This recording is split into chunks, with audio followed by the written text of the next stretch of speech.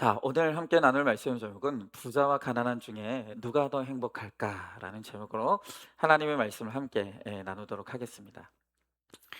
여러분들은 이 부탄이라는 나라 혹시 들어보셨습니까? 그 나라가 어떤 나라인지는 잘 몰라도 아마 이름은 한 번쯤 들어보셨을 거예요.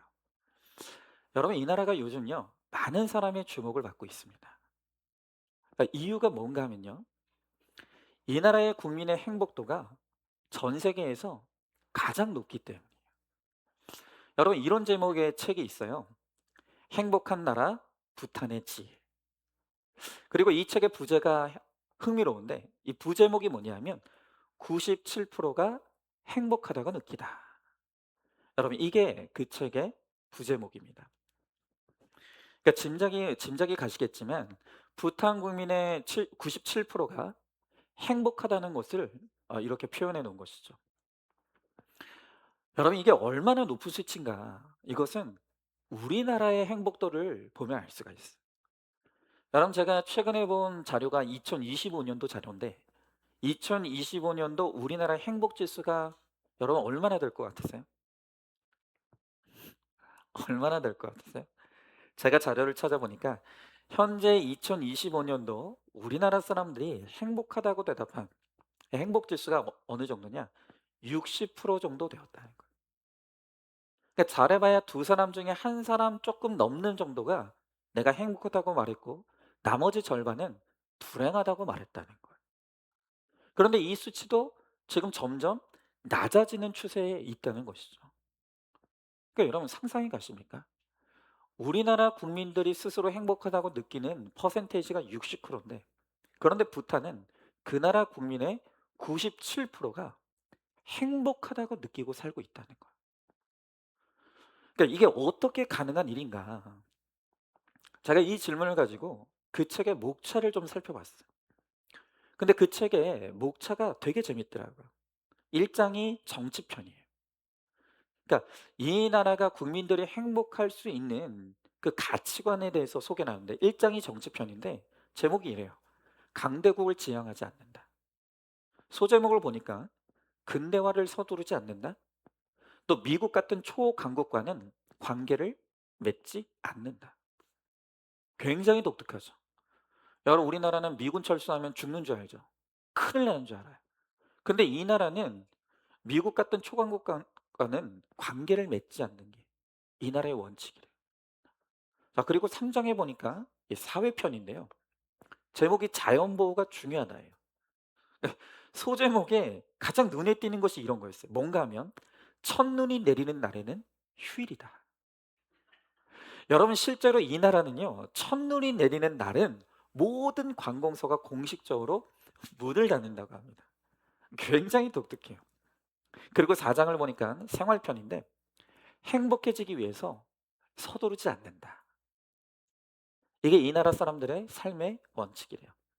자, 그런데 제가 2 장을 보니까 이 2 장은 경제편이에요. 굉장히 제가 주목해서 봤던 게 2 장의 경제편을 보니까 여기 제목이 뭐냐면 "부자를 꿈꾸지 않는다." 소제목 중에 보니까 지하 자원을 발굴하지 않는다. 또 관광객의 수를 제한한다. 이렇게 돼 있어요. 굉장히 특별하죠. 여러분, 우리는 너무 자본주의 논리에 익숙해져 있어요. 이런 자본주의 논리와 가치관에 철저히 물들어 있는 우리의 입장에서는 여러분, 이래서는 절대로 행복할 수 없다고 생각하는 바로 이런 조건들이 이 부탄이라는 나라는 97%의 국민이 행복을 누리는 조건으로 누리고 있다는 거예요. 여러분, 지금 우리가 이 자본주의 아래서 살고 있는데 이 자본주의의 불행이 뭐죠? 어떤 사람이요, 오늘날 이 자본주의 사회에서 행복하기 위해서 세 가지를 가져야 한다고 말해요. 첫째는 돈을 가져야 된다. 두 번째는 돈을 더 가져야 된다. 그리고 세 번째는 돈을 더 가져야 된다. 이게 지금 자본주의 체제 아래서 살아가는 우리가 행복해지기 위해서 반드시 가져야 될 조건이라. 돈이 절대적으로 중요하다. 돈이 있어야 행복하다는 거예요. 여러분 정말 우리는요. 도무지 쉽게 만족할 수 없는 이 더더더병에 다 걸려 있어요. 그런데 이 더더더병이 우리를 행복하게 하는 게 아니라 우리를 불만족스럽게 만들고 불행에 빠지게 만들고 남과 나를 끊임없이 비교하고 남의 집과 우리 집, 남의 집이 남이 타는 차와 내가 타는 차. 이 끊임없이 비교하면서 비교의식과 불행에 빠지게 만든다는 거예요. 자, 여러분. 여러분, 이 부탄이라는 나라가 우리에게 깨우쳐는 굉장히 중요한 사실이 있어요. 그것은 뭐냐면 행복이라는 것이 반드시 더 가져야만, 더 많은 것을 소유해야만 누릴 수 있는 것은 아니라는 사실이에요. 여러분, 우리가 진정한 행복을 누릴 수 있는 전혀 다른 방식, 다른 가치관이 존재한다는 거예요. 여러분, 내가 알고 있는 행복의 방식이 다가 아니라는 거예요. 이 세상 어딘가에는 내가 가지고 누리는 것이 없더라도, 또 내가 느끼는 행복의 조건을 전혀 갖지 않더라도 얼마든지 행복하게 살아가는 사람들이 있더라는 것이죠. 여러분, 우리가 믿는 우리 믿는 예수를 믿는 사람들도 마찬가지입니다. 오늘 이 세상 사람들이 더더더를 외칠 때 우리 그리스도인들은 세상 가운데 다른 방식의 행복을 누리는 것을 보여줄 수 있는 믿음의 의무가 있다는 거예요. 여러분, 우리가 예수를 믿는다고 하면서도 세상 사람들과 똑같은 논리와 똑같은 가치관으로 살아간다라고 한다면 뭐가 다를 게 있겠습니까? 여러분, 오늘 성경을 보면 예수님은 이 행복의 절대 조건이 부자가 되는 것이라고 굳게 믿는 이 세상의 진리와 같은 공식을 완전히 파괴하고 계십니다. 여러분, 우리는 다 부자 되고 싶어요. 왜 부자 되고 싶어요? 부자 되면 행복할 거라고 믿으니까요. 그런데 오늘 말씀은 부자는 곧 행복하다라고 하는 이 세상의 논리와 가치관을 철저하게 파괴하고 있다는 거예요. 여러분, 오늘 말씀의 제목이 부자와 가난한 중에 누가 더 행복할까라고 했습니다. 여러분, 정말 우리가 생각하는 것처럼 부자가 되면 더 행복할까요? 반대로 가난하면 정말 불행해지는 것입니까?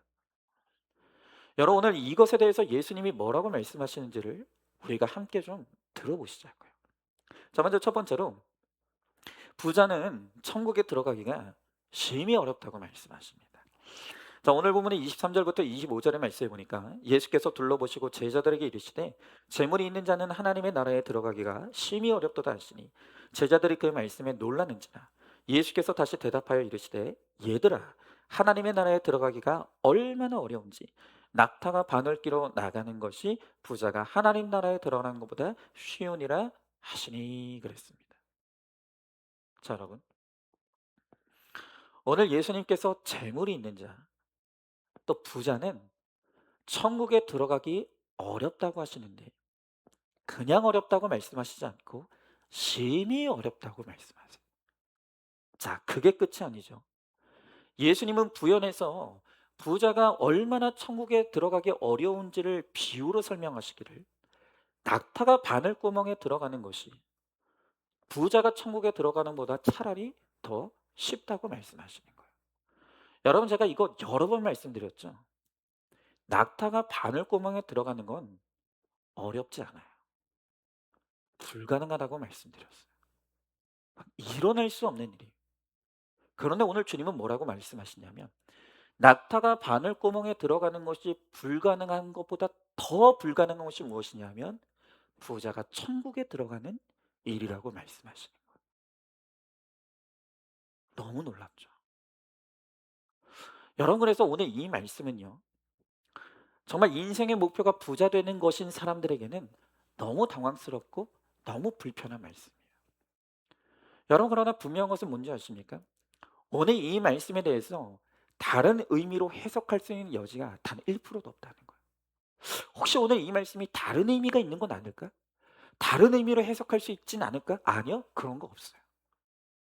여러분, 오늘 말씀은 그냥 기록된 그대로 우리가 받아들여야 되는 거예요. 여러분, 맞아요. 부자는 천국 가기가 어렵고요. 그냥 어려운 게 아니라 심히 어렵고요.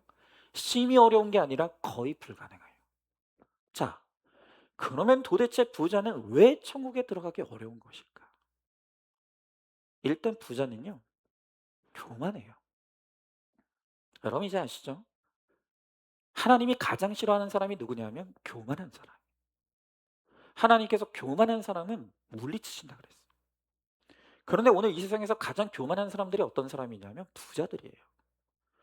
여러분 윌리엄 버클레이라고 하는 신학자는 오늘 예수님이 들려주시는 이 낙타와 바늘귀 비유의 배경이 되는 당시 이스라엘의 상황 하나를 우리들에게 알려줘요. 그게 뭔가 하니까 당시 이제 예루살렘으로 들어가는 성에는 이 큰 문이 있었는데 낮에는 그 문이 열려 있다가 밤에는 그 큰 문은 닫히고 쪽문만 개방해서 그 좁은 문으로 사람들이 왔다 갔다 한다는 거예요. 그런데 낙타가 들어가기에는 그 문이 너무 좁대요. 그래서 낙타를 데리고 통과하려면 일단 이 낙타의 등에 얹은 모든 짐은 다 내려야 되고요. 낙타를 무릎 꿇린 다음에 이 낙타가 기어서 들어가야 된다는 거예요. 근데 한번 생각해 보십시오. 낙타가 뭐 보호 장구가 있는 것도 아니고 그냥 맨무릎으로 땅을 기어서 그 문을 통과하려고 하니까 얼마나 아프겠어요. 그래서 대부분의 낙타들이 포기하고 못 들어간다는 거예요. 근데 오늘 주님께서 이 비유를 통해서 우리들에게 뭘 말씀하시냐면 천국이 이와 같다는 거예요. 여러분 누가 천국에 들어갈 수 있죠? 누구든지 천국에 들어가려면 모든 것을 내려놓고 무릎을 꿇고 철저히 낮아져야 되는 거예요. 무릎 꿇지 않고는 하나님 앞에 우리가 무릎 꿇고 항복하지 않고는 누구도 천국 문 안으로 들어갈 수 없다는 거예요. 그런데 여러분 이 낮아지는 것, 무릎 꿇는 것을 누가 제일 못한다고요? 부자들이 못한다 이거예요. 여러분 왜 낮아지지 못합니까? 여러분 그들은 내가 불철주야 이를 악물고 노력해서 이 재물을 모았다라고 하는 자부심이 있어요. 내가 열심히 했기 때문에, 내가 능력이 있기 때문에, 내가 남들보다 더 노력했기 때문에 내가 이 부를 이루었다라고 하는 자부심이 있다고요. 그러니 쉽게 무릎이 꿇리겠습니까? 여러분 어디 가든지 사장님 소리 듣고요. 사모님 소리 들어요. 그러니까 낮아지기가 너무 힘든 거예요. 그러다 보니까 이 부자들이 교회에 와서 가만히 예배 시간에 앉아 있고 목장에 들어앉아서 환난 당하고 빚지고 원통한 자들의 그 찌질한 이야기들을 듣고 있는 게 얼마나 한심하게 느껴지겠어요. 내가 지금 여기서 뭐 하고 있나? 여러분 특별히 의사나 변호사 같은 전문 직종에 있는 사람들은 시간이 돈이에요. 내가 시간을 들이는 만큼 그게 다 돈이 된단 말이에요. 여러분 그러니 여기 예배 시간에 앉아 있는 이게 돈이 안 돼요. 목장에 앉아서 사람들 이야기를 듣고 있는 것이 돈이 안 되는 거예요. 그러니까 가치 있게 느껴지지를 않는 것이죠. 여러분 더 중요한 게 뭔지 아십니까? 이렇게 사회에서 좀 뭔가 이뤘다. 뭔가 성공했다는 사람들은 어디 가나 말하는 입장에 있는 사람. 사람들이 그 사람의 성공 스토리를 듣고 싶어 하는 것이죠. 그러니까 그 사람들의 말을 듣고 싶어 하지 그들은 누군가의 말을 듣는 입장이 아니라. 여러분 그러다 보니까 이런 사람들은 설교 말씀 듣는 게 너무 힘든 거예요. 근데 여러분 문제가 뭔지 아십니까? 로마서 12장 12절에 뭐라고 말했냐면 믿음은 들음에서 나고 들음은 그리스도의 말씀으로 말미암는다 그랬어요. 그러니까 여러분 누구든지 예수 믿고 구원받으려면 어떤 능력이 있어야 되냐면 듣는 능력이 필요한 거예요. 잘 듣는 자가 믿음을 얻고 구원을 얻게 되는 거예요. 그런데 부자는 제일 힘든 게 뭐냐면 듣는 게 힘들어요. 누구 말을 듣는 게 너무너무 힘든 거예요. 나는 어디 갔는지 잘난 척하면서 떠드는 거에 익숙해져 있는데 겸손하게 하나님의 말씀을 듣는 거 부자들은요 너무 힘들어요. 여러분 그리고 부자가 천국에 들어가기 힘든 이유가 한 가지가 더 있어요. 이게 결정적인데 여러분 거두절미하고 부자들은요 천국에 관심이 없어요. 가고 싶은 마음도 없다고요. 자 한번 생각해 보십시오. 이 세상은요 돈 많은 사람들에게는 천국이에요. 돈만 있으면 안 되는 게 없어요. 돈만 있으면 못하는 게 없다고요. 돈만 있으면 못 가질 수 있는 게 없는 거예요. 그러니까 이 부자들은 이 땅에 가진 것이 많고 누리는 게 너무 많아요. 이게 그래서 부자들에게는 이미 이 땅이 천국이라고요.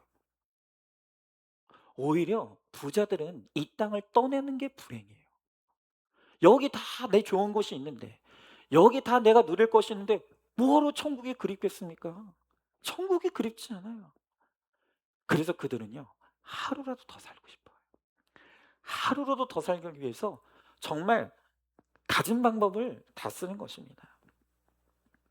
여러분, 그래서 이들은요, 죽을 때 정말 내가 가진 그 많은 것들, 내가 이 땅에 이뤄놓은 그 많은 것들 중에 먼지 한 톨도 못 가져가거든요. 그러니까 죽을 때 이를 가는 거예요. 피를 토하는 거예요. 어떻게 이걸 다 두고 가냐 이거예요. 그러니까 천국이 그립지 않아요, 그들은. 여러분, 제가 지금 양육을 하고 있는데, 저와 함께 양육하는 성도님께서 스스로를 가난하다고 말씀하시요. 우리 집은 가난해요. 그래요.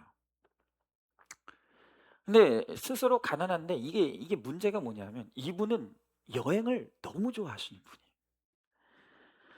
가난한데 여행을 너무 좋아하니까 어떻겠습니까? 그래서 어떻게든 돈을 아끼고 아끼고 모으고 모아서 기회만 되면 국내든 해외든 하여튼 여행을 가신다는 거예요.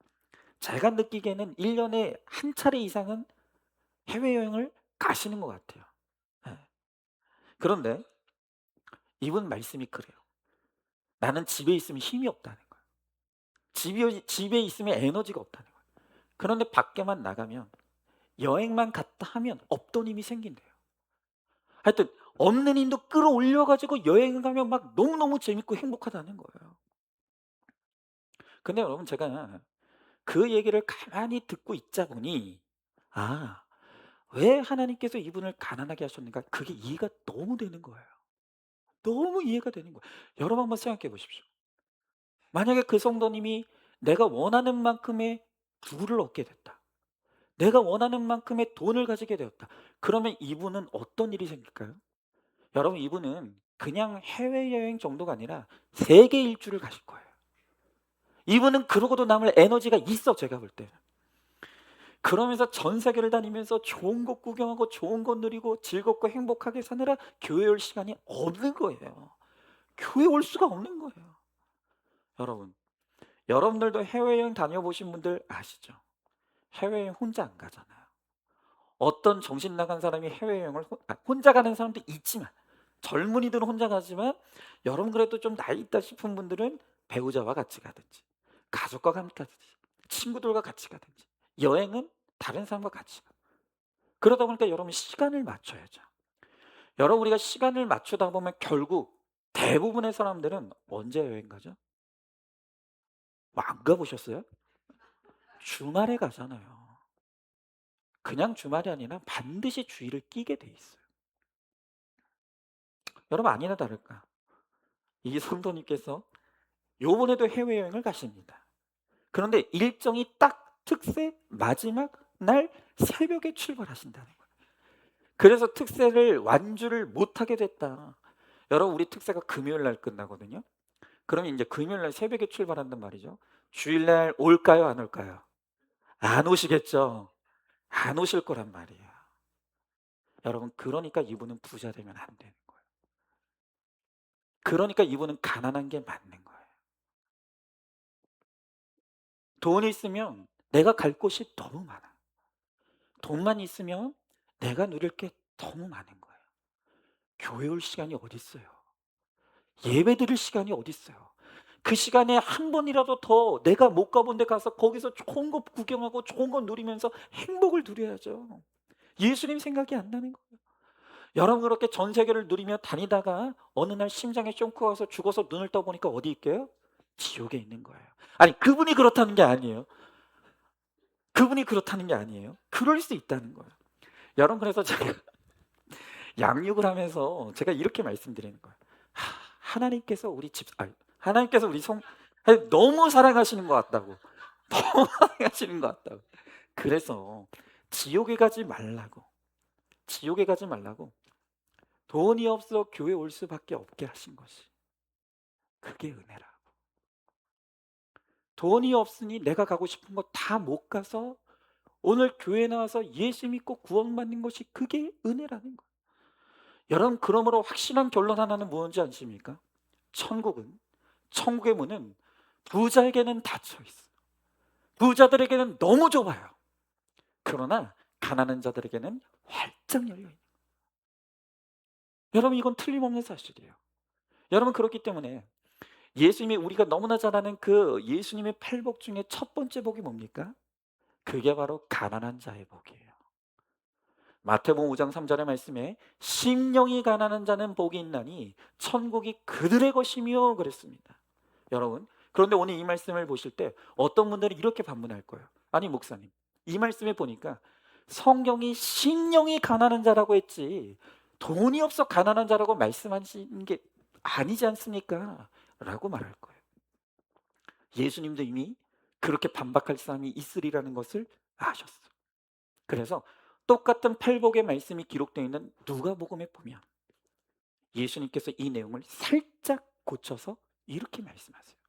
누가복음 6장 20절의 말씀을 제가 읽어보도록 하겠습니다. 너희 가난한 자는 복이 있나니 하나님의 나라가 너희 것이며.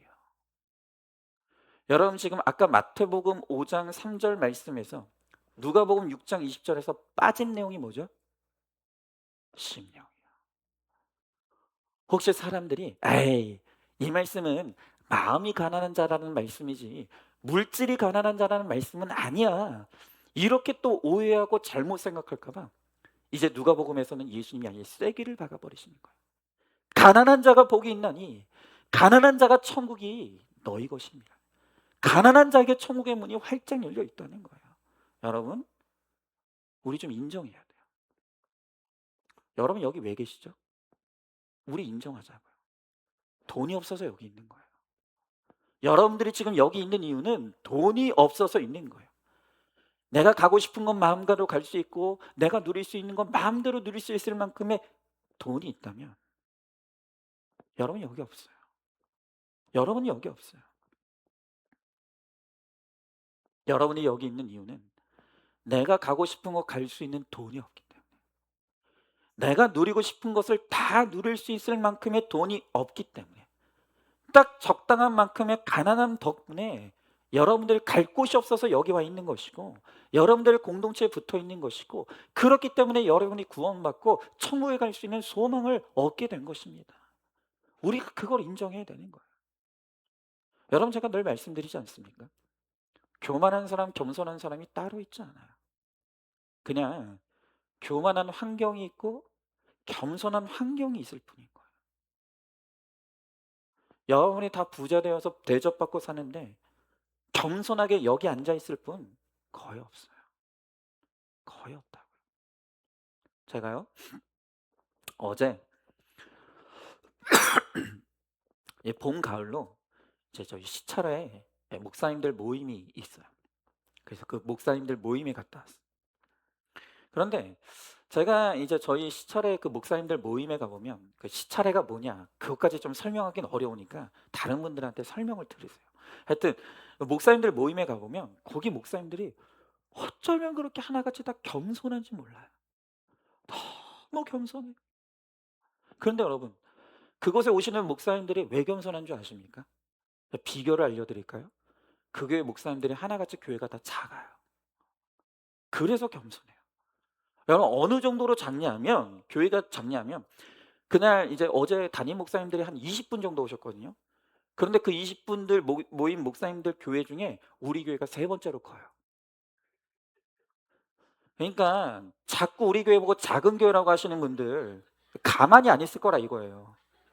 그 모임 가면 우리 교회가 대형 교회라고요. 아시겠습니까? 비우는 건지 모르겠는데 하여튼 그렇단 말이죠. 여러분, 제가 막내. 그 모임에 가면 제 밑에 저보다 좀 나이가 젊은 목사님 한 분이 계시고 그다음이 저예요. 제가 거의 막내예요. 그런데 거기 계신 목사님들 중에 단 한 분도 저에게 반말하시거나 저를 하대하는 분이 없어요. 얼마나 겸손한지 몰라요. 얼마나 인격적인지 몰라요. 여러분, 그런데 제가 그 시찰에서 보는 그 목사님들을 보면서 얼마 전에 그 대형교회 목사 입에 담지도 못할 그 욕설 파문을 일으켜서 교회에서 퇴출당하신 그 대형 교회 목사님을 생각할 때 너무 비교가 되는 거예요. 여러분 그분은 제가 말씀드렸잖아요. 수십 년 동안 그 교회 부목사들에게 입이 담지 못할 쌍욕을 내뱉고 있는 대로 혈기 부리면서 마음껏 그냥 감정 쓰레기통으로 그냥 부목사들을 그렇게 사용한 거예요. 왜 그러겠어요? 여러분 왜 제가 가는 그 목회자 모임에 계시는 목사님들은 왜 그렇게 인격적이고 그 대형교회 목사님은 왜 그렇게 인격이 파탄이 났죠? 여기 계신 목사님들은 태어나기를 겸손하고 그 목사님은 태어나기를 교만해서 그렇습니까? 아니라고요. 그게 아니에요. 여러분 목회자도 예외가 아니에요. 여러분 작은 교회 목사님들은 환경이 겸손하니까 그래서 겸손하실 수밖에 없는 거예요. 그러나 대형 교회 목사님은 환경 자체가 어디 가나 대접받고 어디 가나 떠받들고 어디 가나 칭찬받는 환경이니까 그러니까 그 환경이 그 사람을 교만하게 만드는 거예요. 환경이 사람을 겸손하게 만들기도 하고 교만하게도 만든다는 거예요. 여러분 그렇기 때문에 인간적인 관점으로 보면 오늘 우리가 살고 있는 이 세상의 시스템과 가치관에서 보면 부자는 축복이죠. 가난한 자는 저주예요. 여러분 큰 교회 목사는 성공한 목사이고 작은 교회 목사는 실패한 목사예요. 세상 가치관에선 그래요. 여러분 그러나 이게 성경적인 가치관으로 보게 되면 이 구속사의 구원의 관점에서 보게 되면 이 축복과 저주의 관점이 완전히 뒤집혀 버리는 거예요. 여러분 부자는 너무 교만해요. 세상이 너무 좋아요. 그래서 부자들은 천국에 못 간다니까요. 들어가기가 너무 어려워요. 거의 불가능한 거예요. 그래서 구원의 관점에서 보면 부자는 저주예요. 너무너무 저주인 거예요. 여러분 그러나 가난한 자는 환경 자체가 그를 겸손하게 만들어요. 낮아질 수밖에 없어요. 땅에 내가 누릴 것이 없기 때문에 천국을 소망하게 되는 거예요. 여러분 그렇기 때문에 구원의 관점에서 보면 가난한 건 축복인 거예요. 가난은 축복인 거예요.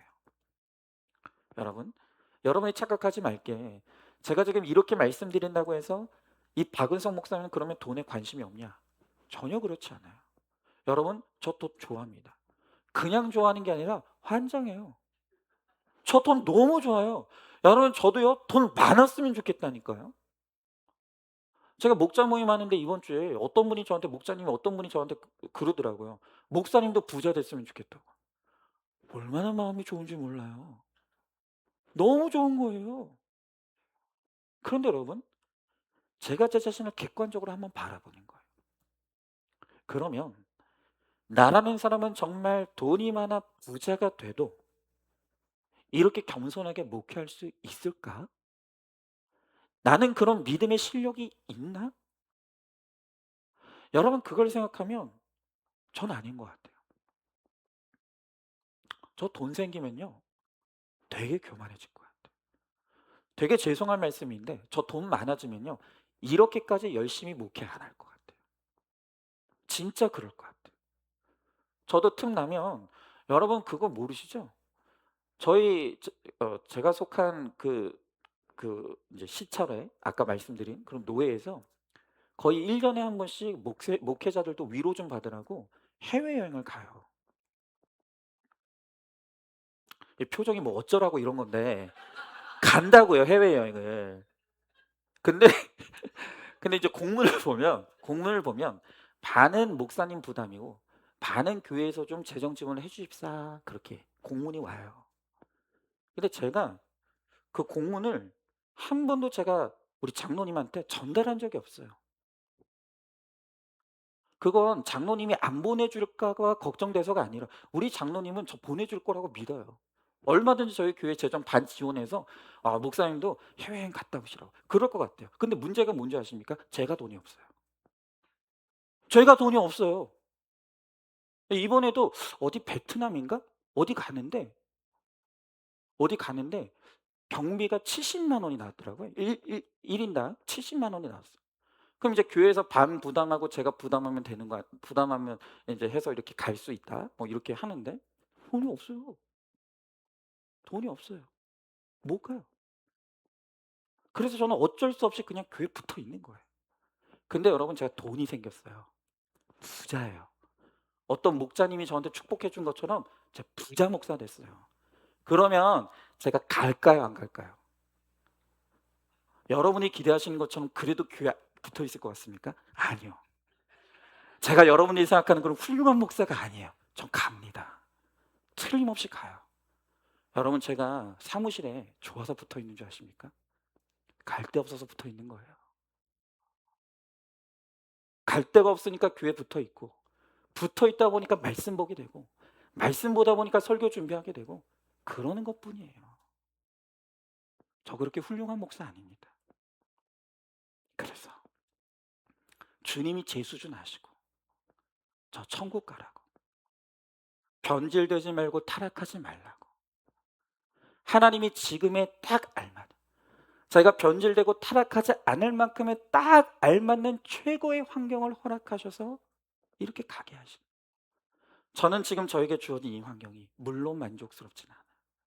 하지만 저에게 주어진 이 환경이 제가 구원받으라고, 변질되는 목사 되지 말라고 하나님이 저에게 허락하신 딱 알맞는 환경이라는 걸 전 믿어요. 감사해요. 여러분 그래도 물론 아까도 말씀드렸지만 우리 시차로에선 우리 교회가 대형 교회예요. 무시하지 말라고요. 여러분 이래도 여러분들은 무작정 부자가 좋으십니까? 그냥 다른 건 모르겠고 그냥 나는 부자 되고 싶으니까 하루라도 부자로 살다가 죽고 싶다, 그러십니까? 진짜 어리석은 생각인 거예요. 지금 내가 가진 것, 내게 주어진 환경이 부족하다고 느낄 수 있어요. 그렇죠. 더 있으면 좋아요. 내가 갖고 싶은 게 얼마나 많습니까? 여러분 그러나 틀림없는 사실은 무엇이냐면 하나님이 우리를 사랑하세요.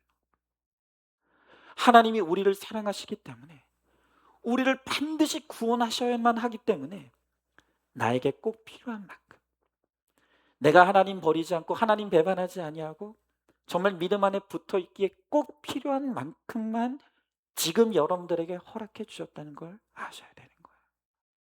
지금 나에게 주어진 이 물질, 지금 나에게 허락된 이 환경이 나의 구원과 거룩을 위해 하나님이 허락해 주신 최고의 세팅이에요. 최고의 세팅이라고. 그러니 여러분 우리 감사하시자고요. 정말 이제 우리 구원의 가치관에서 하나님 부족한 건 많지만 내 성에 다 맞는 건 아니지만 하나님 이 환경이어야만 내가 구원받을 수 있게, 이 환경이어야만 내가 주님께 붙어 있을 것을 아시기에 하나님께서 내게 꼭 알맞는 물질과 환경을 허락해 주셔서 감사합니다. 하나님 맞습니다. 여러분 우리는요 돈 생기면 교만해질 사람들이에요. 저도 마찬가지. 여러분 부자 되면 여러분 여기 안 있어요. 여기 안 있다고요. 다 하나님 떠났을 사람들이에요. 우리가 다 그렇게 악한 자들이라고. 자꾸 우리는 우리 자신을 속여요. 아니라고, 나는 아니라고. 나는 돈 생겨도 하나님 배반하지 않을 거라고. 나는 돈 생겨도 예배 잘 드릴 거고 돈 생겨도 꼬박꼬박 11조 헌금 잘할 거라고.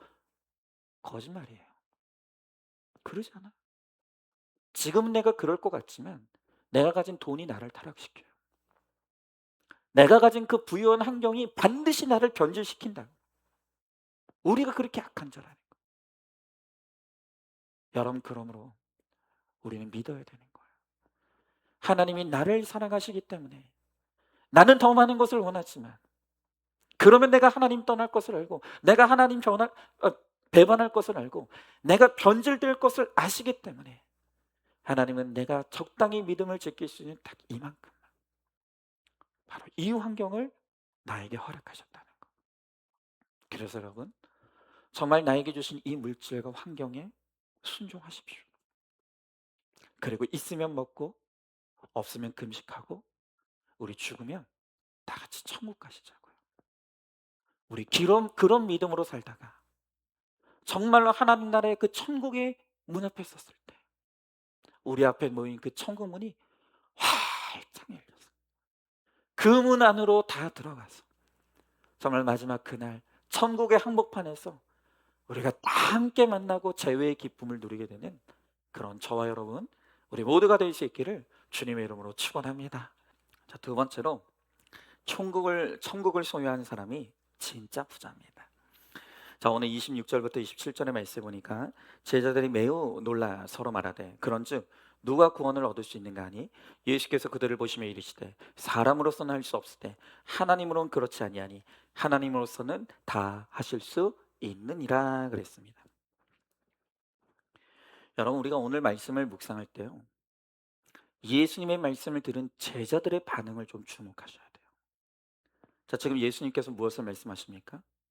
부자가 천국에 가는 것이 심히 어렵다고 말씀하시죠. 자, 그런데 오늘 이 예수님의 가르침을 들은 이 제자들이 오늘 말씀해 보니까 이 놀랐다는 말이 두 번이나 반복해서 나오는 거예요. 오늘 24절에 보니까 제자들이 그 말씀에 놀랐는지라. 또 26절에도 제자들이 매우 놀라. 자, 여러분, 왜 제자들은 부자가 천국에 가는 게 심히 어렵다는 예수님의 말씀에 이토록 놀라는 것입니까? 이유는 간단해요. 그들의 꿈이 부자기 때문이에요. 여러분, 우리는 다 내가 예수 열심히 믿었더니 부자 되었더라. 다 우리에게 그 꿈이 있어요. 저도 그랬다고요. 여러분, 제 꿈이 뭐였습니까? 열심히 목회했더니 대형교회 목사가 되었더라. 여러분, 지난날 이것이 제 인생의 목표였고 목적이었어요.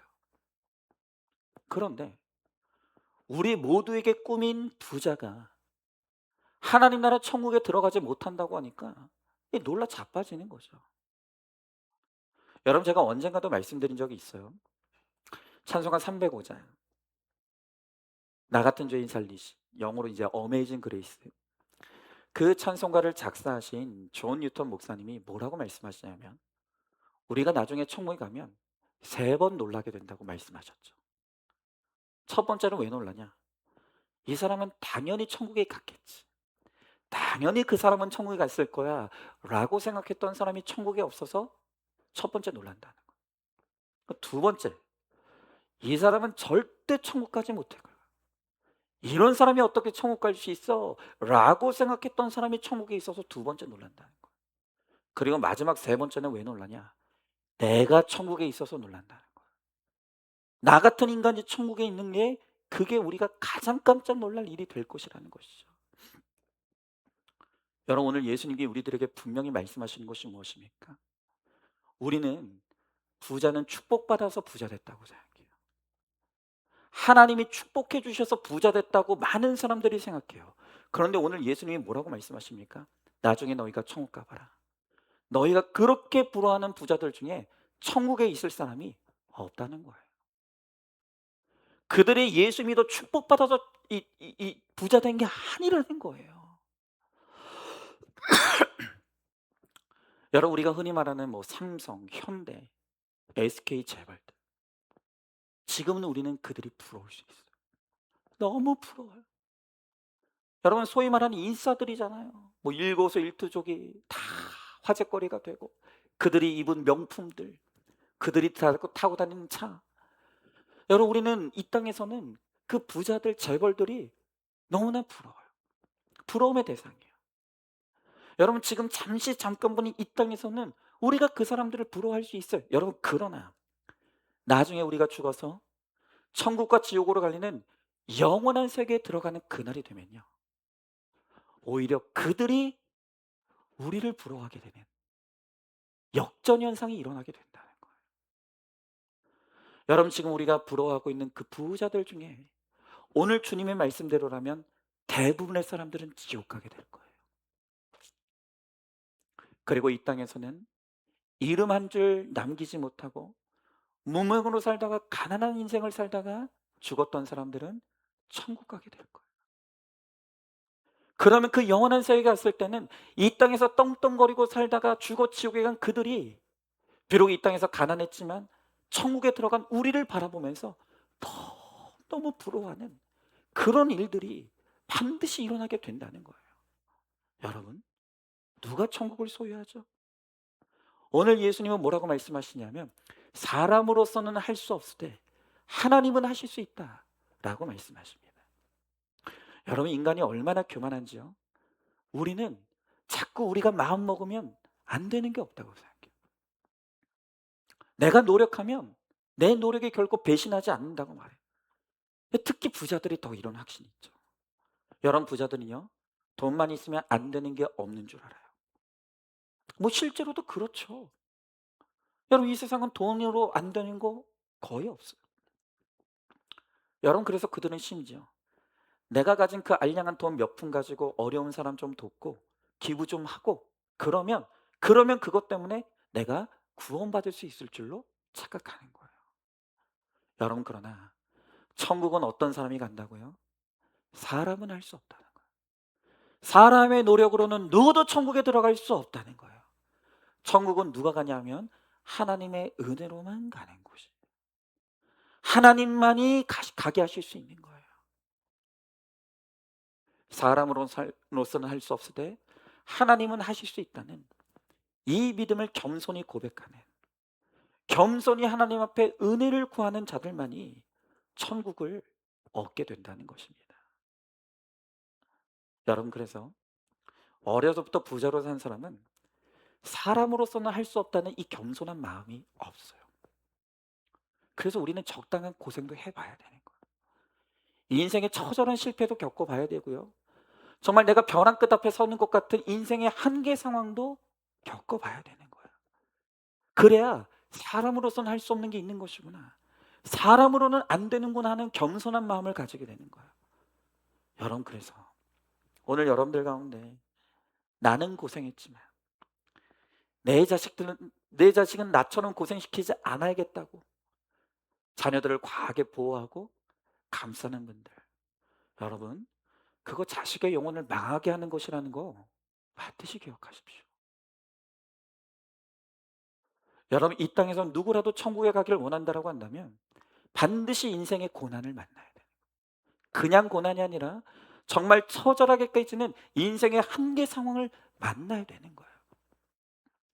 그 고난을 통과해야, 정말 심령이 철저하게 가난해지는 인생의 한계 상황을 통과해야 비로소 하나님 앞에 나는 할 수 없다고, 나는 아무것도 할 수 없음을 고백하며 두 손 들고 항복하고 주님 앞에 나올 수가 있는 것입니다.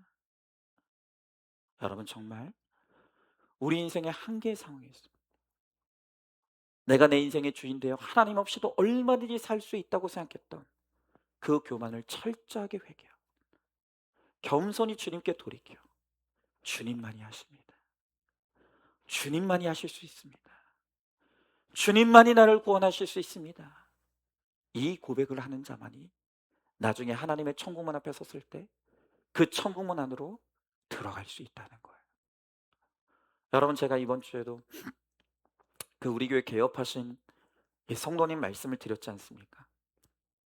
제가 정말 큰 돈 들여서 큰 맘 먹고 사업장 오픈한 그 사업장 가서 제가 정말 찬물을 확 끼얹고 왔다는 거예요. 여러분, 원래요, 뭐 여러분도 아시겠지만 보통 목회자들은 개업식만 가면 거의 뭐 95%의 목사님들이 개업식만 쓰는 이 설교 본문이 뭐냐? 일단 첫 번째가 욥기서 8장 7절 아시죠? 내 시작은 미약하였으나 내 나중은 심히 창대하리라. 이게 우리 목사님들이 개업식만 가면 첫 번째 레파토리고, 두 번째 요한삼서 1장 2절 사랑하는 자여, 내 영혼이 잘된 같이 내가 범사에 잘되고 강건하기를 원하노라. 여러분, 저도 실제로 부목사 시절에 구속사의 복음이 열리기 전에는 신방 가면 그냥 딱 이 두 본문 가지고 그냥 맨날 돌았어요. 하, 시작은 미약하지만 나중은 힘이 창대하시라고. 그렇게 설교만 합니까? 그거 액자로 만들어 가지고 딱 붙이고 오죠, 그냥. 예? 부적처럼. 그런데 제가 그날 이제 새벽에 말씀을 펴고, 하나님, 제가 오늘 그 성도님 사업장 신방 가는데 하나님, 제가 무엇을 말씀하면 좋겠습니까? 하나님, 무엇을 말씀하고 싶으십니까? 주님 말씀하시는 대로 제가 잘 전달하고 오겠습니다. 그런데 그날 하나님께서 저에게 책망하시는 게 뭡니까? 그가 마음대로 행했다는 거, 멋대로 결정했다는 거. 너는 가서 하나님께 묻지 않고 네 마음대로 행한 것을 책망하고 오라는 거예요. 여러분, 그래서 제가 그날 정말 하나님께서 주신 마음 그대로, 하나님께서 전하라고 하는 그 말씀 그대로 전하는 거예요. 제가 말씀드렸죠. 그날 정말 제가 혹독하게 책망했습니다. 오늘 하나님께서 정말 말씀과 공동체에 묻지 않고 멋대로 행한 성도님을 책망하고 계신다고. 묻지 않고 내 마음대로 했다가 잘못되면 그제서야 하나님께 원망하고 탓할 테니까.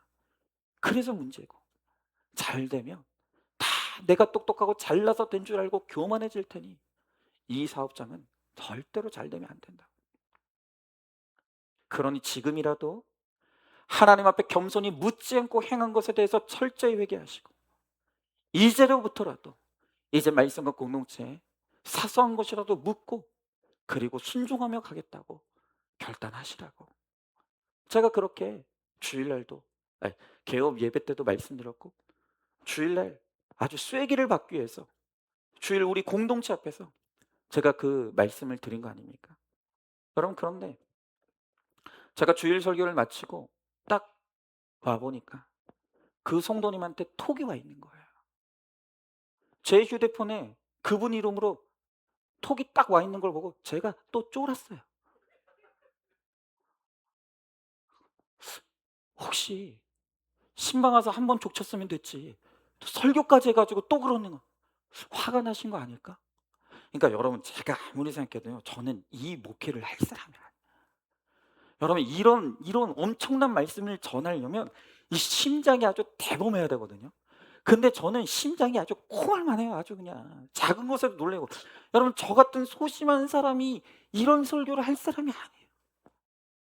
어쩌자고 저 같은 사람을 부르셔 가지고 하나님도 고생이시고 저도 고생이고. 하여튼 두렵고 떨리는 마음으로 제가 그 성도님의 톡을 열어보았어요. 너무 두려웠는데 내용이 제 예상과는 전혀 달랐어요. 오히려 저에게 감사한다는 메시지를 보내오신 거예요. 제가 그분이 저에게 보내주신 그 톡의 내용을 여러분들에게 좀 읽어드릴게요. 말씀을 들으며 계속 눈물이 났습니다. 왜 눈물이 나는지 몰랐는데 예배 끝자락이 되어서야 알게 되었습니다.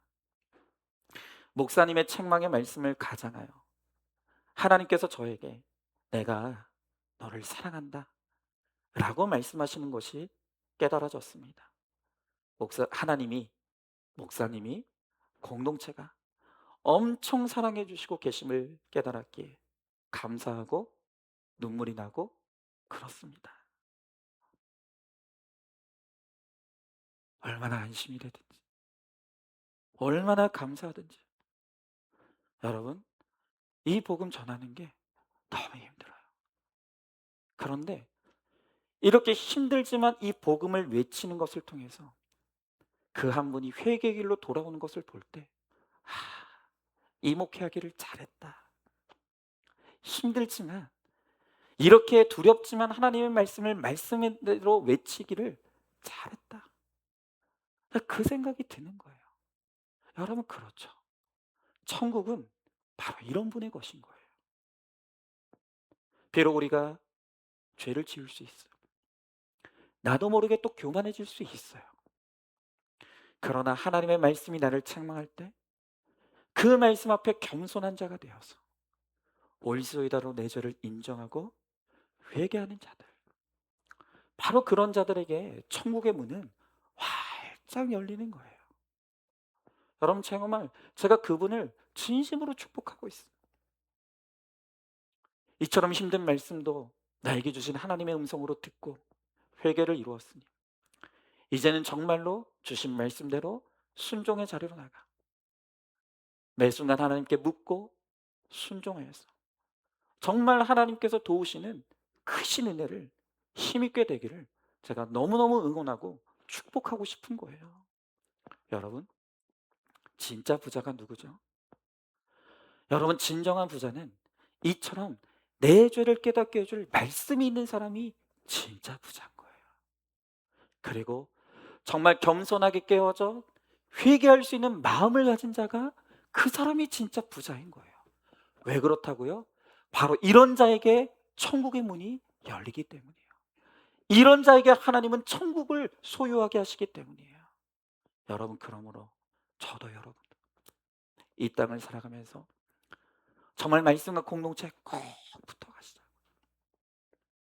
그리고 우리에게 허락하신 이 회개의 길, 정말 말씀 앞에서 내 죄만 보고 내 죄만 회개함으로 정말 우리가 나중에 죽어 하나님의 천국 문 앞에 섰을 때 정말 우리 눈앞에 있는 그 천국의 문이 활짝 열리게 돼요. 그렇구나. 네가 왔구나. 내가 너의 회개를 잘 들었다. 너는 정말 이 땅에서 거룩한 인생을 살았다. 잘 왔다. 정말 하나님께서 우리를 두 팔 벌려 안아주시는, 정말 하나님 나라의 천국을 소유한 그런 진정한 부자가 되는 저와 여러분 우리 모두가 될 수 있기를 주님의 이름으로 축원합니다. 자, 마지막 세 번째로, 믿음 안에 있는 나에게 천국에서 영원토록 누릴 큰 상급이 준비되어 있습니다. 자, 오늘 28절부터 31절 말씀 길지만 제가 한번 읽어보겠습니다. 베드로가 여짜와 이르되 보소서, 우리가 모든 것을 버리고 주를 따랐나이다. 예수께서 이르시되 내가 진실로 너희에게 이르노니 나와 복음을 위하여 집이나 형제나 자매나 어머니나 아버지나 자식이나 전토를 벌인 자는 현세에 있어 집과 형제와 자매와 어머니와 자식과 전토를 100배나 받되 박해를 겸하여 받고 내세의 영생을 받지 못할 자가 없느니라. 그러나 먼저 된 자로서 나중되고 나중된 자로서 먼저 될 자가 많으니라 그랬습니다. 자, 여러분, 베드로는요 기대가 있었어요. 내가 예수님을 열심히 따르고 쫓으면 예수님이 나를 부자 되게 해주실 것이다. 이 믿음과 기대가 있었던 거예요. 그런데 오늘 예수님의 말씀을 가만 들어보니까 그게 아닌 거예요. 오늘 예수님께서 부자는 천국에 가기 어렵다는 거예요. 그러자 실망한 베드로가 오늘 따지듯이 예수님께 묻는 거예요. 아니 예수님, 우리가 모든 것을 버리고 주님을 따랐는데 내가 부자 되지 못한다면 내가 도대체 예수 믿는 그 믿음 때문에 받는 보상이 뭡니까? 이렇게 묻는 거예요. 여러분, 그러자 오늘 주님이 30절에서 뭐라고 말씀하시냐면, 지금 이 세상에서는 나를 믿고 따르는 것 때문에 오히려 너희가 박해를 받을 수 있다. 그러나 너희가 끝까지 믿음을 지키고 견디어내면 내세에서 영생을 받게 될 것이고 영원토록 하나님 나라의 큰 상급을 너희가 얻고 누리게 될 것이다. 오늘 그것이 오늘 예수님의 말씀인 거예요. 자, 여러분, 오늘 한번 여러분 솔직하게 한번 마음으로 대답해 보세요. 오늘 우리가 하나님을 믿는 그 믿음의 보상이 이 땅이 아니라 하나님의 나라에 있다는 것이 위로가 되세요? 솔직히 한번 마음으로 대답해 보세요. 내가 열심히 예수님을 믿었어요. 이 땅에서 예수님 때문에 많이 고생도 했고 조롱도 당했고 내가 이 믿음 지키기 위해서 너무나 힘든 핍박도 받았어. 그런데 내가 예수 믿은 이 믿음에 대한 보상이 이 땅에서 누리는 것이 아니라 나중에 하나님 나라 천국 가면 거기서 나의 믿음의 보상을 받게 된다는 거예요. 위로가 돼요? 여러분, 어떤 분들은 틀림없이 이렇게 불평할 분들이 있을 거예요. 아니 주님, 나는 지금 당장 힘들다고요. 나는 지금 복 받고 싶다고요. 지금 내 형편이 어려워요. 지금 내 배우자 때문에 힘들고 내 새끼가 고난인데 무슨 죽어서 복을 말씀하십니까? 하나님, 그러지 말고 내가 천국에서 받을 복 지금 미리 가불로 땡겨서 지금 달라고. 아마 그렇게 말씀하실 분들이 있을 거예요. 여러분, 그러나 우리가 이렇게 깨닫지 못하기 때문에, 이렇게 우리가 뭐가 더 좋은 것이고 뭐가 더 중요한 것을 모르기 때문에 너무너무 우리 예수님이 속이 터져서 돌아가실 수밖에 없는 거예요. 여러분, 우리가 왜 이렇게 천국의 소망은 하찮게 여기고 이 땅의 소망을 이렇게 더 크게 느끼고 바라고 원합니까? 그 이유는 딱 하나예요. 우리가 천국의 영광이 얼마나 황홀하고 대단한 것인지를 모르기 때문에, 얼마나 그 천국이 귀한 곳인지를 우리가 도무지 모르기 때문이에요. 여러분 성경에 보면요. 살아서 하나님 나라에 갔다 왔던 사람들이 몇 명이 있어요. 그 중에 한 명이 바로 사도 바울이에요. 여러분 사도 바울은 이 땅에서 살아 있을 때 어느 날 하나님께 이끌려서 천국을 잠시 구경 왔다 오는 어마어마한 특권을 누렸던 사람이에요. 여러분 고린도후서 12장에 이 바울이 천국에 갔다 왔던 기록이 나와 있어요.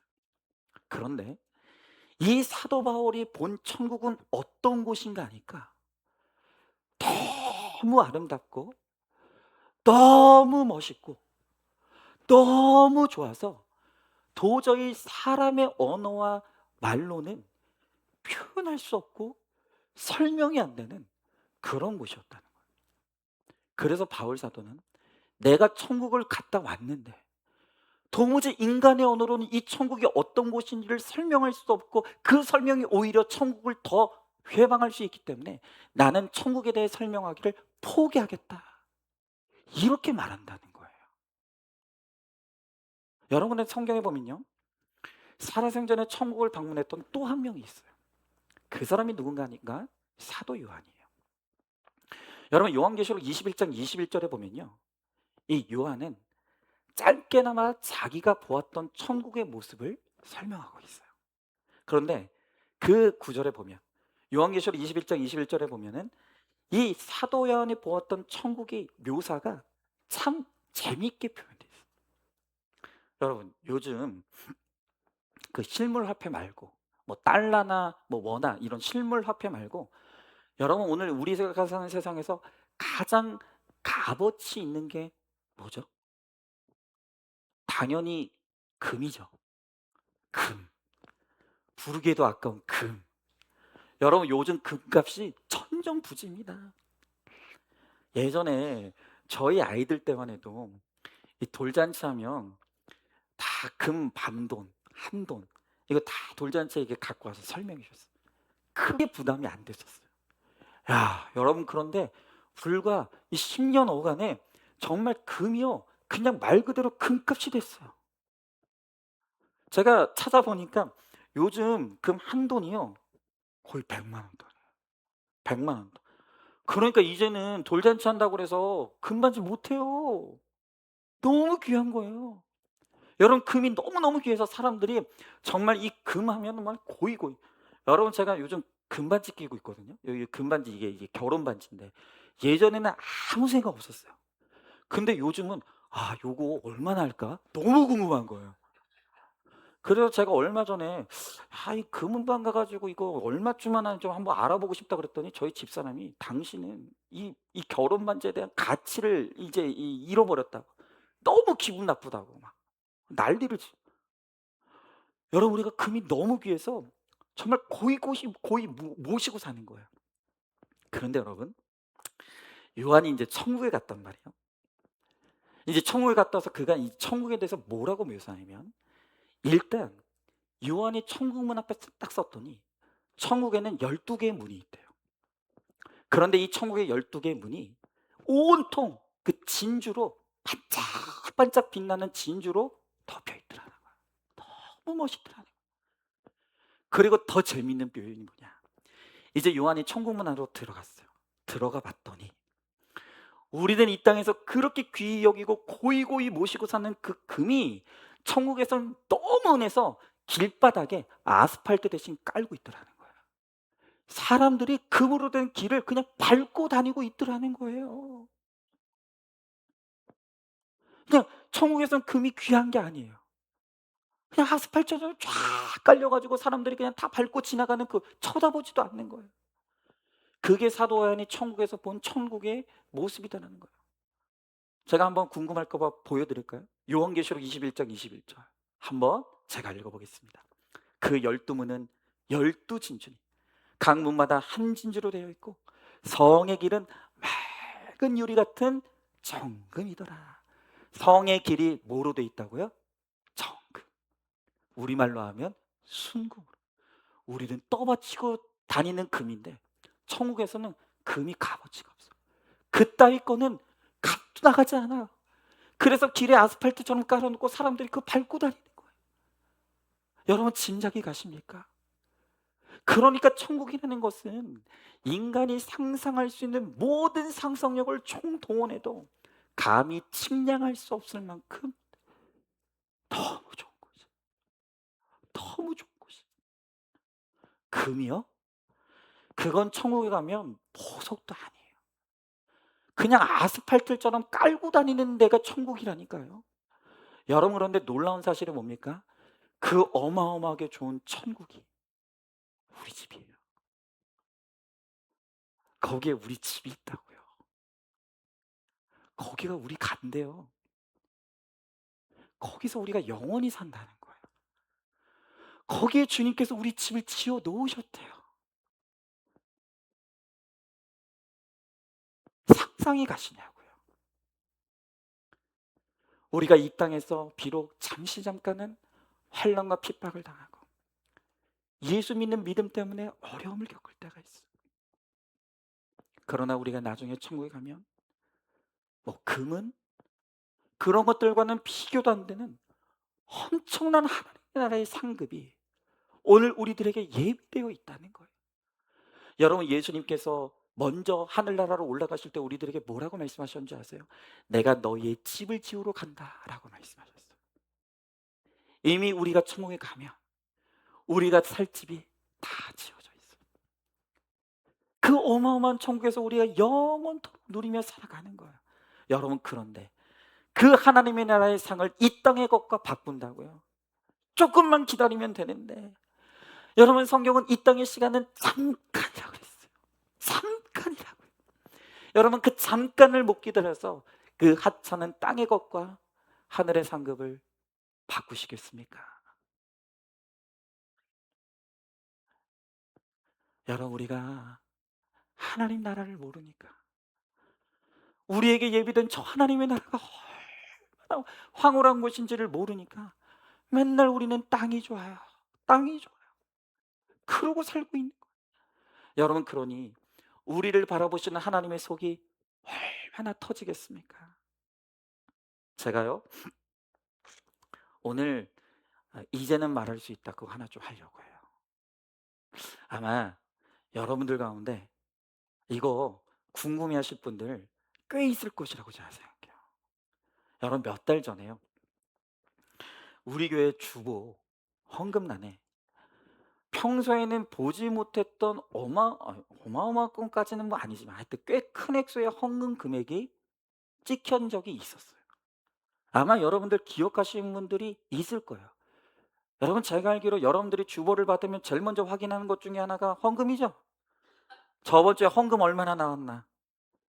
그런데 여러분 몇 달 전에 우리 주보 헌금에 3천만 원이 훌쩍 넘는 헌금 금액이 찍혀서 나왔어요.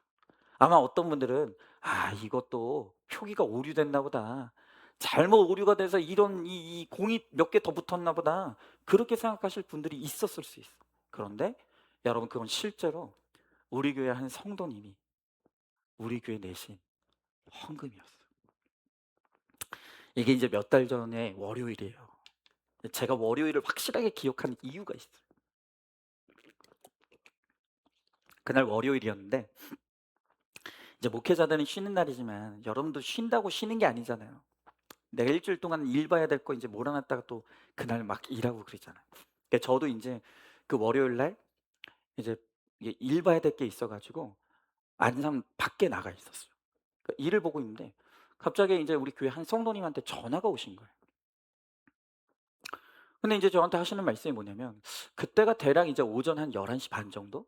그 정도 됐었는데 열심히 인제 제 업무를 보고 있었는데 저한테 말씀하신 게 뭐냐면 오늘 오후 2시 30 분에 교회에서 저를 만나고 제 기억이 맞나? 하여튼 모르겠지만 오후 2시 30 분쯤 됐을 거예요. 그때 교회에서 저를 꼭 보고 싶다는 거예요. 근데 저는 지금 이제 바쁘게 일 처리해야 될 게 있어서 그 시간에 갈 수 있을지 없을지를 모르겠는 거예요. 그래서 제가 "아니 그러지 말고 내일 보시면 안 되겠냐."고. 안 된다는 거예요.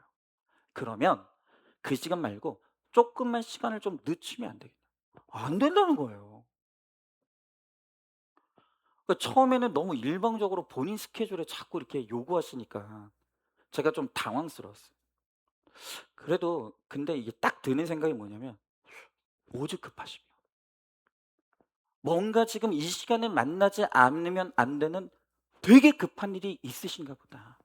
이분이 이럴 분이 아닐 것 같은데 이렇게 하시는 이유는 굉장히 지금 뭔가 다급한 일이 생긴 게 분명하다.' 그 생각이 드는 거예요. 그래서 제가 하던 일을 미루고 급하게 그냥 좀 과장해서 날아간 거예요. 좀 과장은 아니고 하여튼 좀 급하게 갔어요. 그래서 이제 헐레벌떡 이제 교회 와서 그 시간에 맞춰서 이제 우리 성도님을 만났어요. 제 사무실에서 딱 만났는데 그분께서 갑자기 은행 봉투 하나를 쑥 내미시 그러면서 인제 그날 저한테 하시는 말씀이 이거예요. 이제 그분이 집에서 인제 생활비가 있잖아요. 그러면 이제 그 생활비에서 인제 남편 용돈, 본인 용돈, 용돈을 이제 지급해서 인제 갔는데 어느 날 문득 이분이 생각하시기를 '이거 하나님이 주신 건데 내 용돈 남편 용돈을 챙기는데 하나님 것은 내가 안 챙겼다?' 이런 생각이 들더라는 거예요. 그래서 그날부터 인제 헌금과는 별개로 하나님께 드리는 용돈 개념, 이게 좀 엉뚱하긴 하죠. 하나님께 드리는 용돈 개념으로 구별해 가지고 이 차곡차곡 정립을 했는데 그게 어느새 10 년을 정립한 거예요. 정신 차려 보니까 너무 큰 금액이 된 거죠. 그래서 인제 이게 금액은 너무 커졌고 이거를 인제 하나님을 위해서 내가 모아 놨는데 그러면 하나님이 기뻐하시는 곳에 하나님의 뜻대로 내가 이걸 흘려 보내야 되는데 이걸 어디다 내가 흘리면 좋을까? 기도도 하고 묵상도 해 보는데 딱히 생각이 안 나다가 내가 우리 교회 교인인데 목사님께 맡겨야 돼. 이걸 당연히 진작에 생각해야 될 것 같긴 한데 하여튼 여러 가지 생각하다가 또 그 생각이 났다는 거예요. 근데 이분이 확신이 안 되는 거야. 정말 목사님한테 전달하는 게 하나님의 뜻일까? 그래서 이분이 인제 표적을 구한 게 뭐냐. 표적을 구한 게 이거예요. 예의가 아닌 건 알지만 그 월요일 당일에 갑자기 목사님한테 약속을 잡아서 만약에 목사님이 그 약속 날짜에 못 만난다고 하면 하나님의 뜻이 아닌 줄 알고 전달 안 하고 내가 그렇게 무리한 요구를 했는데 목사님이 만나 주면 그거 하나님의 뜻인 걸로 알고 내가 이거 드리겠습니다 하고 그분은 나름대로 그걸 표적으로 인제 한 거예요. 여러분 제가 영성이 흐리지 않지 않았겠습니까? 예. 그래 가지고 다행히 인제 그 시간에 그분을 만나러 온 거죠. 그래서 이제 그분은 이제 그게 하나님의 뜻인 줄 알고 저에게 전달해 준 거예요. 근데 그 성도님께서 저에게 그 큰 헌금을 전달하실 때 저에게 신신당부한 게 하나 있었어요. 그게 뭐냐면 저한테 이렇게 말씀하셨어요. "목사님, 저도 하나님께 상 받고 싶어요.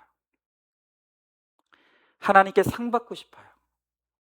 그러니까 이 돈은 절대로 아무한테도 알리지 말고 꼭 무명으로, 무명으로 그렇게 전달해 달라." 저한테 그렇게 말씀하시는 거예요. 여러분 제가 이분 가정의 속사정을 속속들이 다 알진 않아요. 그러나 제가 대충 알기로는 이분은 부자가 절대 아니에요. 오히려 평균이거나 평균 이하일 가능성이 더 많은 분이에요. 여러분, 우리가 다 그렇잖아요. 3천만 원이 작은 돈입니까? 아마 그분에게도 이 돈은 너무 큰 돈일 거고 내가 쓰려고 하면 쓸 곳이 얼마나 많겠습니까? 그런데 이분은 10년 동안 하나님의 것으로 구별하여 드렸던 거 모르겠어요. 혹시 유혹이 있지 않았을까? 아무리 그래도 너무 큰 돈인데 이걸 다 하나님 앞에 드리려고 할 때 유혹이 있지 않았을까? 하지만 하나님 앞에 드렸어요. 그리고 이분이 바라는 것은 그저 사람에게 알량한 몇 사람에게 알려져서 사람들에게 몇 마디 칭찬 듣고 끝나는 게 아니라 하나님만 아시는 헌금이 되어서 정말 하나님께 칭찬받고 싶고 하나님의 상을 받기를 그걸 저에게 원하시는 거예요. 그래서 "목사님, 나는 꼭 하나님의 상을 받아야 되니까 이거 절대 누구에게도 알리지 말아 달라." 그래서 제가 정말 우리 성도님이 나중에 하나님의 나라에서 따따블의 복리까지 이자 쳐서 상 받으시라고 저는 정말 죽는 날까지 항구할 것입니다. 누군가 저에게 물어온 적도 있어요. 목사님, 아무한테도 이야기하지 않을 테니까 나한테만 이야기해 달라고. 제가 바보입니까? 예? 그분한테 이야기하는 순간 이미 그건 비밀이 아닌 거야. 절대로 말하면. 제가 말하는 그 순간 그분의 상은 깨지는 거예요. 목회자의 양심으로 절대 그러면 안 되는 거죠. 여러분, 제가 오늘 이 말씀을 드릴 때 절대 오해하시면 안 됩니다. 그러니까 여러분 헌금 많이 내라는 말씀이 아니에요. 헌금 많이 내야 상 받는다는 말 절대 아니에요. 여러분, 돈만 드린다고 그게 상이 되는 겁니까? 아니에요. 오늘 여러분들이 각자의 가진 것들을 하나님 앞에 드리는 것들이에요.